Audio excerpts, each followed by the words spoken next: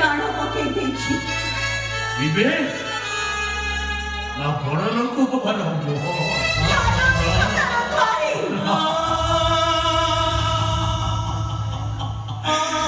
ମାନବିକତାର ଦୋହାଇ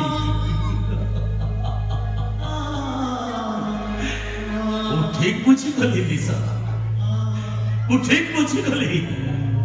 ସୁନା ପଞ୍ଜୁରୀ ଭିତରେ ଥିବା ଶାଢ଼ୀଟା ଜଙ୍ଗଲର ଗଛ ଡାଳରେ ସେ ବଞ୍ଚି ପାରେ ନା, କି ମାର୍ବଲ ଚଟାଣରେ ପାଦ ଦେଇ ତଳୁଆ ପୋଖରୀ କି ଧୂଳିଆ ଦାଣ୍ଡରେ ସେ ଚାଲି ପାରେ ନା।